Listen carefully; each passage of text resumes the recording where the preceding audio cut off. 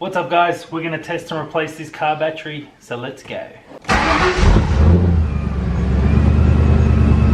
Alright, so I've had a few issues with this battery that's been popping up now. I can tell from inside the car because I have a voltmeter that actually shows the voltage, and when I try and turn the motor over, it actually starts to die off. There's a couple of ways we can test this first to make sure that if there's any actual problems. So the first way, on the actual battery itself, you can see there's this little opening where you can actually look down inside it, and if we can get, you can see there that it's green, which is telling me that the battery's okay. But even when I charge this battery overnight, I still tend to have the same issues.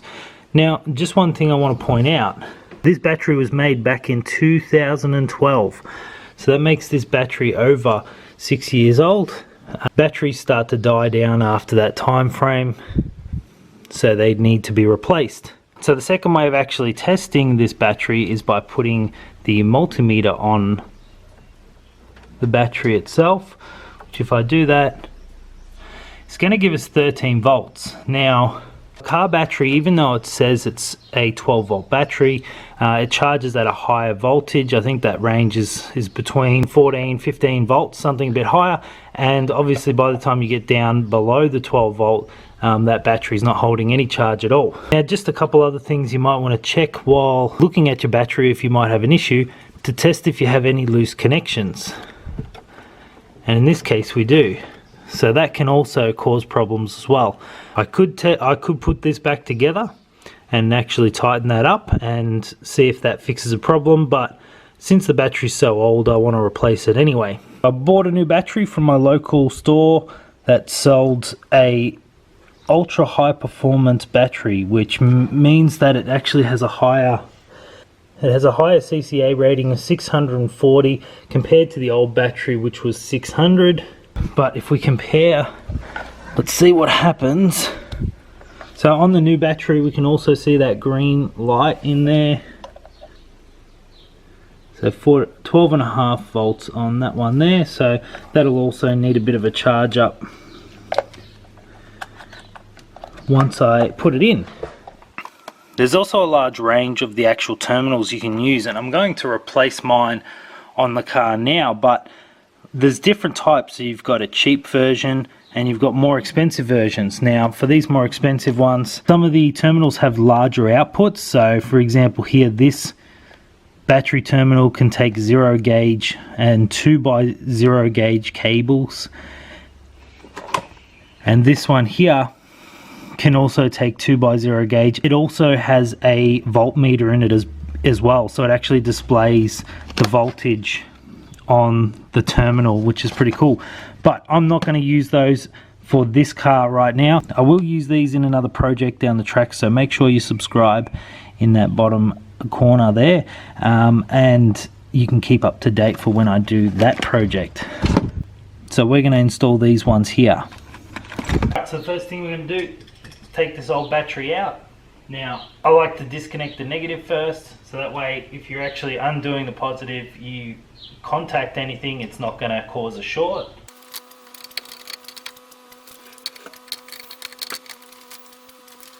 Now we can undo the battery itself.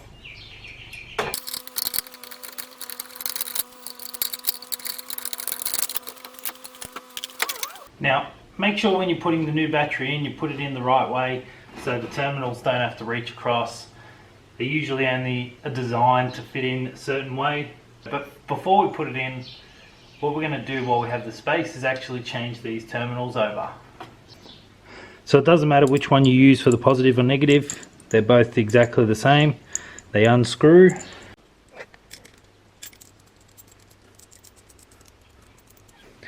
So since these black covers were designed for the old battery terminals, they won't fit on these new ones, so we might as well just cut that off, but be careful not to cut through the actual cables.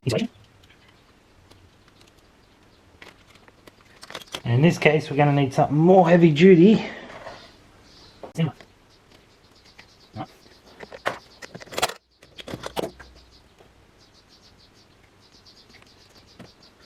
We could have also put lugs on the end of these cables and actually lug them down on top of these screw-on posts, which I might actually do for one of these, but for the other one we're going to have to cut it and pull back the insulation a little bit so we can actually get it inside that little spacing and then clamp down on it.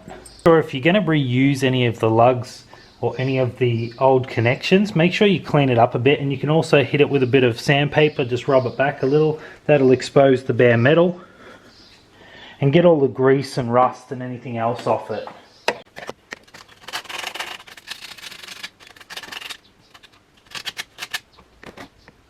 Now you can try and see if you can pull the cables out of that lug. They should usually be in there pretty tight, but if you can, it saves you from having to strip back the cable as well. Just don't apply too much force that you'll actually damage the cable or the actual copper inside it. So if it's not budging much, then it might be best to just cut it and actually pull back the insulation a little bit, which does make the run a little bit smaller, but there is a bit of play, usually an extra cable to allow for that as well. Alright, so we're going to have to cut this one. And there we have it, that comes off. Just remember how many cables you actually had so you don't miss one and it drops down. So if we take it back far enough that we can actually get it inside the connector there. Just be careful not to cut any of the copper strands when you're actually trying to get back the insulation. Another way of doing it as well is actually going and getting one of these wire stripper tools. They're actually really handy. You can just pop the cable in there, and depending on the size, as long as it's not too big, there you go, pulls it off nice and easy. Same on the other side.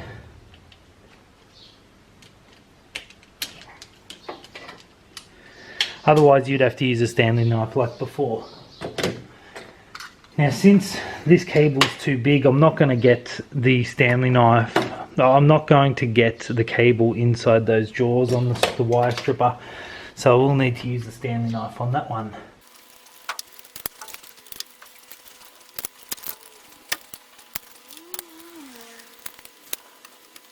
Alright, now that that's off, first thing I want to do is take off one of these. And what I can do is actually put this one through and actually on the top, so it'll screw down. We can actually put this lug on the actual bolt itself and it'll screw down onto it.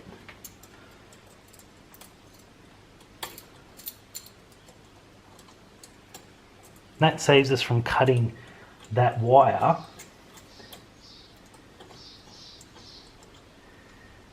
like that.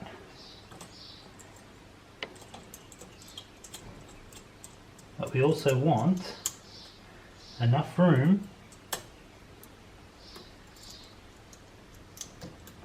that these cables all slide inside, and then you can screw it down. Now, usually you would twist wires together. I'm just going to try and put it in and see if it clamps down on it enough.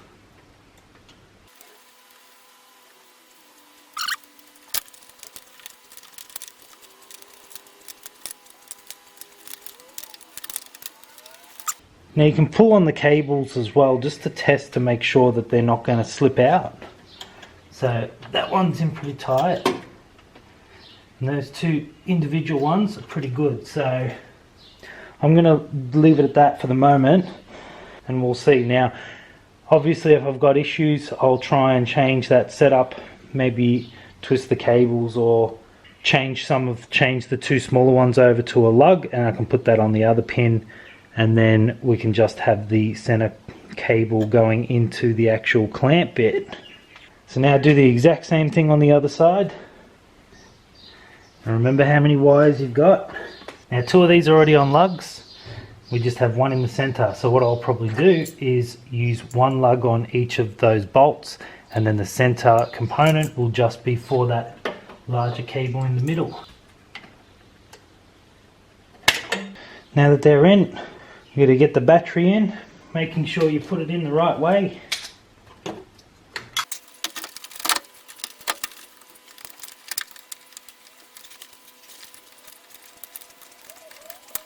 Positive first.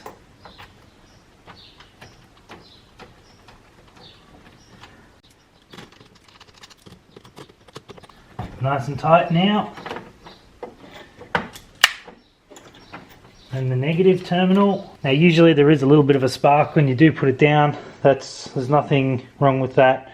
That's just the initial charge back into the car of some of your components like your stereo or your computers and such.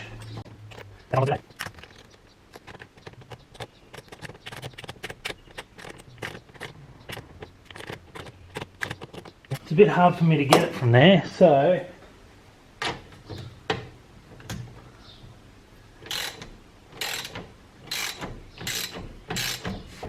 let me put the clamp back in.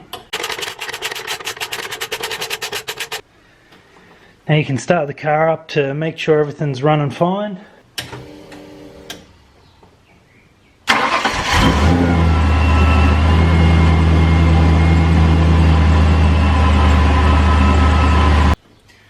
Alright, so there you have it. Battery now replaced. Now before that battery change, when I started it up, it was struggling to even turn over, but as you saw there, kicked over nice and easy. I'm going to put this battery on charge overnight as well. Luckily I have my battery charger installed directly above the bonnet of the car. I'm going to let that charge overnight and hopefully it'll be good from there. Now I'm going to keep an eye on the battery voltage levels also, just to make sure that there's not something wrong with the alternator. If the alternator's no good, then it won't be charging the battery, so I'll just have to keep an eye on that. So that's how you install the battery. Make sure you hit that like button, subscribe for future projects. That's it from me. Thanks again for watching. We'll see you next time.